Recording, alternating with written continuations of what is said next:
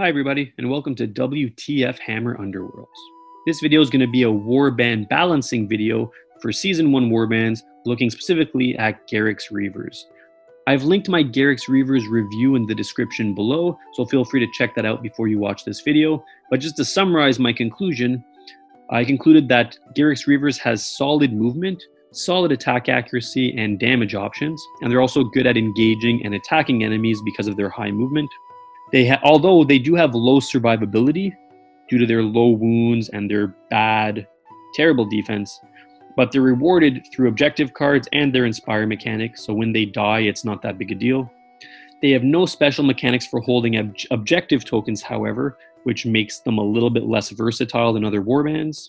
And they also lack control cards, causing them to predictably follow a move and attack strategy, and they score no passive glory, which puts them at a pretty big deficit against warbands that just are good at avoiding them and scoring passive glory. So I gave these guys a rank of B, showing that they're clearly not top tier. So what we're going to be doing in this video today is assisting these guys and coming up with ways to make them stronger, to help them be more competitive in any given meta. In all my balancing videos, what I'll be prescribing are balancing suggestions through errata and through new faction-specific cards. So I'm basically just going to recommend how current rules for these warbands, for this warband or any warband, can be changed in order to make them stronger or weaker, just to balance them in general. And I'm also going to be recommending new faction-specific cards that can either make these guys stronger or just help them become a little bit more versatile. And I'll be starting with the errata. My first suggestion are objective card errata. What I recommend is Draw the Gaze of Khorne, Score Immediately card.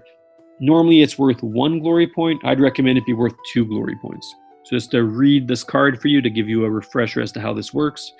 Normally you score 1 glory immediately if your warband takes 2 or more enemy fighters out of action in this phase, which is very challenging to do, and only being worth 1 glory is not very worthwhile. But if you make it worth 2 glory, it provides a high risk, high reward mechanic. So if you decide to put it in your deck, it fits completely within the theme of an aggro deck. And if you manage to pull it off by taking 2 units out of action, you get 2 glory immediately, which would make it quite powerful. And even though it's not a guaranteed score, it becomes a very worthwhile thing to put in your deck. And it also provides them with a slight boost to aggro, which is nice because these guys are an aggro warband, and it just helps make them stronger.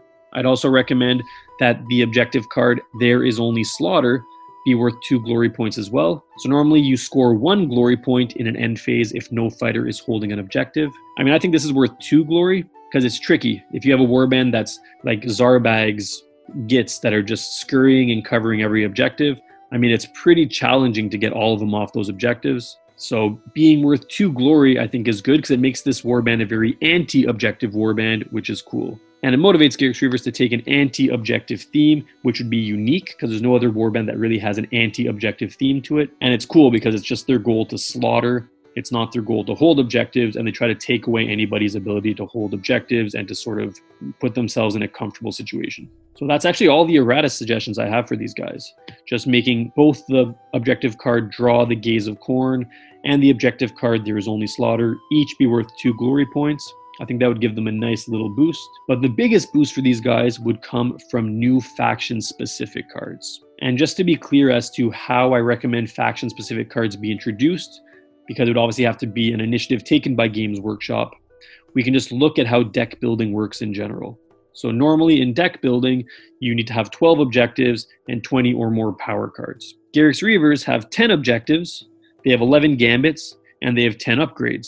So they need 1 upgrade to have a valid power deck, and they need to have 2 objectives in order to have a valid objective deck. So if we create 2 useful objective cards and 1 useful upgrade card to overcome their shortcomings, it could, first of all, bring them up a tier to help them be competitive against some of the stronger warbands like the Grimwatch. And at the same time, it allowed this warband to be a play out-of-the-box warband so that you can just play it like you would play everything since Dreadfane was released, which would be good for new gamers who want to just grab and go and aren't into the whole deck building concept. So what I'll be doing is I'll giving you my suggestions as to what I think these new faction-specific cards could be, and I'm going to be starting with the objective cards. My first idea is to provide these guys with a card that provides them non-aggressive glory. So this warband is very focused on aggro, very focused on killing. They don't have passive glory, which can be a bit of a challenge for them if they get stifled by warbands that just keep their distance from them. So what I recommend is that these guys get a faction-specific extreme flank,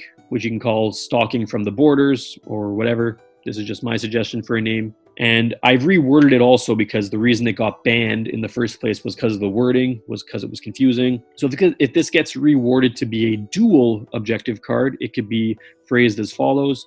Score this in an end phase if 2 or more friendly fighters are on edge hexes, and at least 2 of these fighters are on the furthest opposite sides of the game board from each other. So I think that this clarifies extreme flank and makes it so that there's not so much ambiguity as there was when extreme flank was originally released. And the reason I think these guys should have it is that it would provide them glory for positioning, which is good for them considering that they have high movement. It would not be super challenging for them to pull this off. And it would still promote anti-objective play because I'm making an effort not to give them any objective cards that promote holding objectives, even though that seems to be the strongest method of gaining passive glory in the current meta. My next suggestion for an objective card is a card that takes advantage of their aggressive style to provide them with passive glory.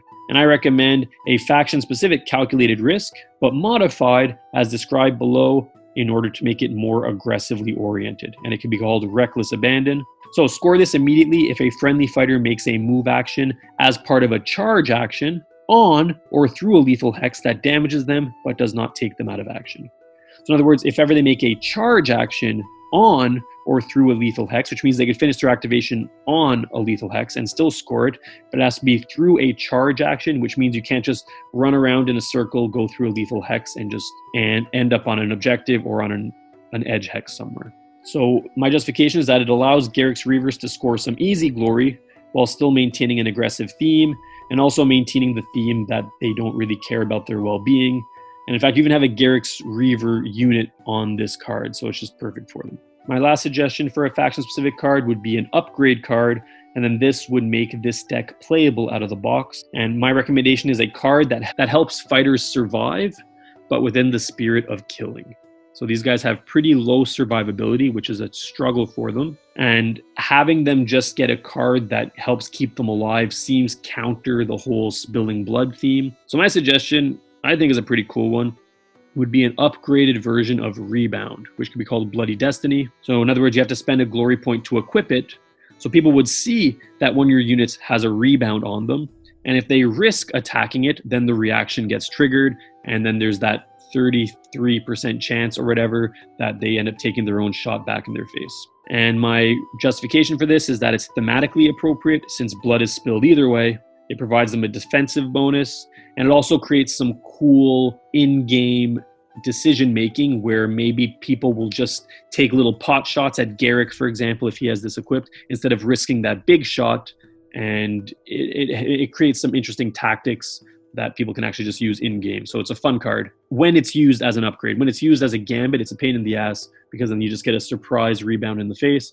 But when it's placed and equipped on a unit, it becomes kind of fun because then you can try to figure out a way to work around it. So errata was summarized above. New faction-specific cards are as follows, or rather my suggestion for new faction-specific cards are as follows. They need 2 objective cards to have a valid deck. So I recommend a faction-specific reworded extreme flank and a faction-specific calculated risk, but only applies to a charge on or through a lethal hex. And for the new upgrade that they would require to have a valid deck, I'd recommend a upgrade version of Rebound, which could be called Bloody Destiny. So this is my opinion as to what I think Garrek's Reavers could get to assist them, to help them become more competitive in any given meta, to help improve their tier, to put them on par with some of the stronger warbands. You guys can give me your thoughts. Please comment below, like and subscribe, and I'll be releasing another video as soon as I'm able to put it together.